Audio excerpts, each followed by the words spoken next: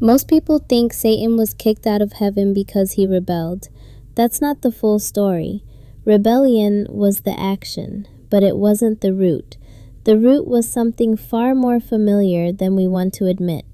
Ezekiel 28 tells us exactly what happened, and the reason God removed Lucifer from heaven is the same reason he removes things from your life right now.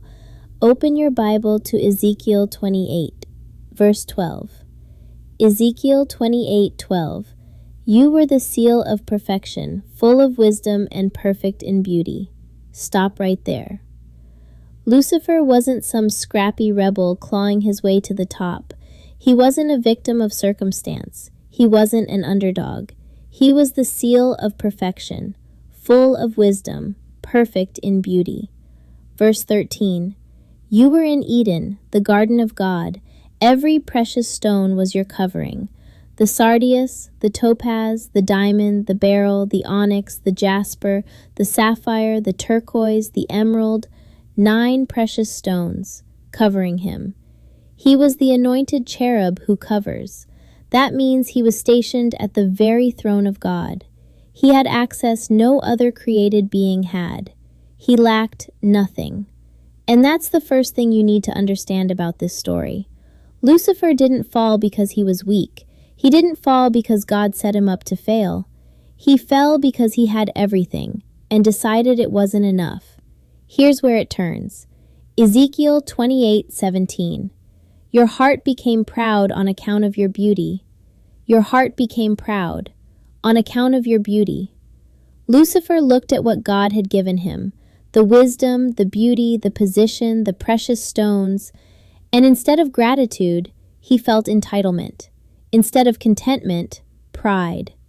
The Hebrew word for proud here is gabah. It means to be high, to be exalted, to lift yourself up. Lucifer lifted himself up in his own eyes. And that's when the 5 I wills of Isaiah 14 came. I will ascend to heaven. I will raise my throne above the stars of God. I will sit on the mount of assembly. I will ascend above the heights of the clouds. I will make myself like the Most High. Notice the pattern. Every single one of those statements begins with I. Not God has given me. Not God has blessed me. I will. I will. I will. I will. I will. Pride doesn't announce itself with a shout. It announces itself by removing God from your vocabulary. God's response was immediate. Ezekiel 28:17. So I cast you as a profane thing out of the mountain of God, and I destroyed you, O covering cherub. Cast out, destroyed. Isaiah 14:15. Yet you shall be brought down to Sheol, to the far reaches of the pit. The highest became the lowest. The anointed cherub became the cast out one. And here's what you need to see. God didn't cast Lucifer out because Lucifer was ambitious. God cast Lucifer out because Lucifer's ambition replaced his contentment. Ambition says, I want to do great things for God. Pride says, I want to be great instead of God. One builds the kingdom, the other destroys the builder. So here's the real question. What are you not content with right now? Because the same pride that brought Lucifer down is the pride you nurture every time you scroll and compare. Every time you tell yourself you deserve more.